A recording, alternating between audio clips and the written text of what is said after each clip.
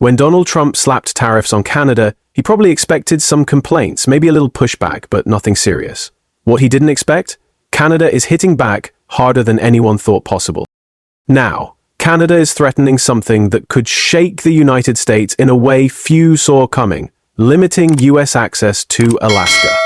That's right, one bold move by Canada could make Alaska feel a whole lot less American. But how did we even get here? And just how far could Canada go?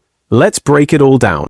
Alaska is massive, 663,268 square miles of rugged wilderness, towering mountains, and vast icy landscapes. It's home to some of the most mind-boggling geography in the US. But what's even crazier, it's completely cut off from the rest of the country, by land. Alaska is one of only 2 US states that isn't connected to the lower 48 by land, the other being Hawaii.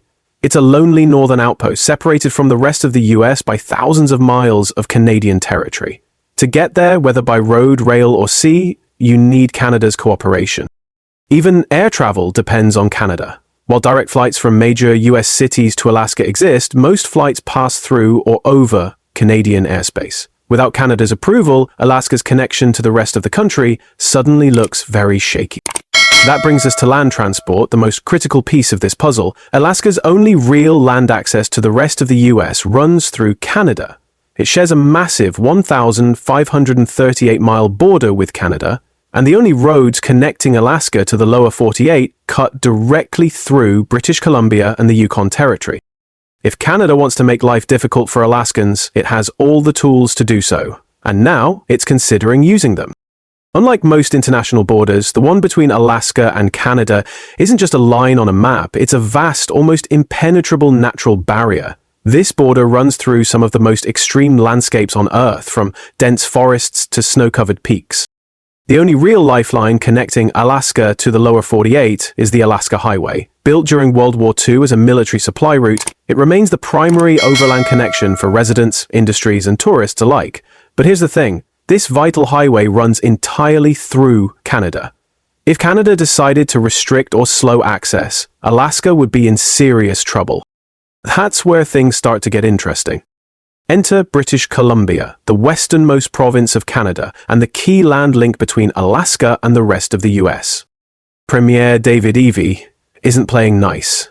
In response to Trump's tariffs, British Columbia is preparing to impose tolls on commercial trucks traveling through the province on their way to Alaska.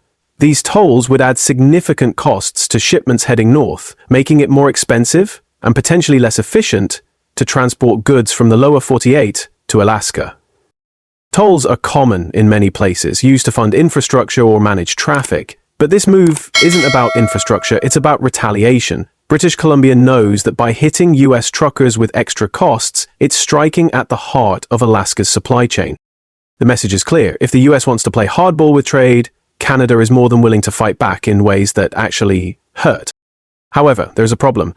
Canada can't just start imposing tolls without facing some serious legal challenges. Why? Because of a decades-old treaty between the US and Canada.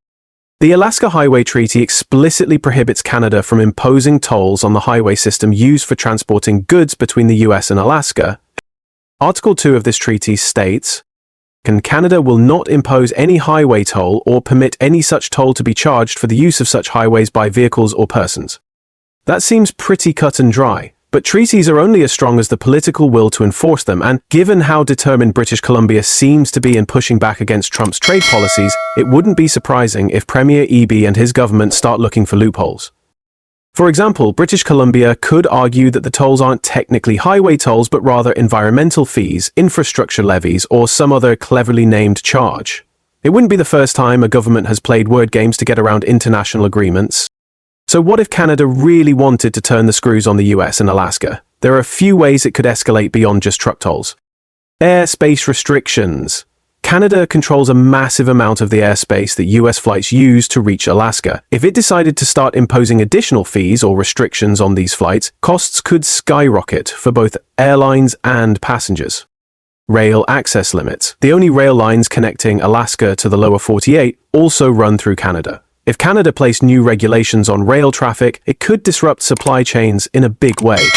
Stricter border controls. Canada could tighten inspections, increase wait times, or add new requirements for US goods moving through its territory. This wouldn't technically violate any treaties, but it would still be a nightmare for trade and transportation. Fuel and shipping costs. Since most fuel and essential supplies to Alaska come through Canada, the country could impose new taxes or surcharges on these shipments, raising prices across the board. Partnerships with indigenous groups. Many indigenous nations along the Alaska-Canada border have long-standing grievances with both the US and Canada. If Canada partnered with them to impose new restrictions on land access, it could create legal headaches that last for years. For most Americans, Alaska is an afterthought, a distant, icy place that doesn't seem to impact daily life, but strategically it's a crucial part of the US economy, military, and resource supply. The US relies on Alaska for oil, seafood, and critical minerals, and it serves as a key military outpost in the Pacific. If Canada starts tightening the screws, Alaska's economy could take a massive hit. Prices for food, fuel, and goods could rise, businesses could struggle, and Alaskans could find themselves increasingly isolated from the rest of the country. And let's be honest, Trump never expected this kind of fight. He thought tariffs would make Canada back down, but instead they've made Canada fight smarter. If the US doesn't rethink its approach, it may find itself in a situation where Canada holds all the cards when it comes to Alaska's access. In the end, this isn't just a trade war, it's a geopolitical chess match. And right now, Canada is making some bold moves. The only question is, how will the US respond?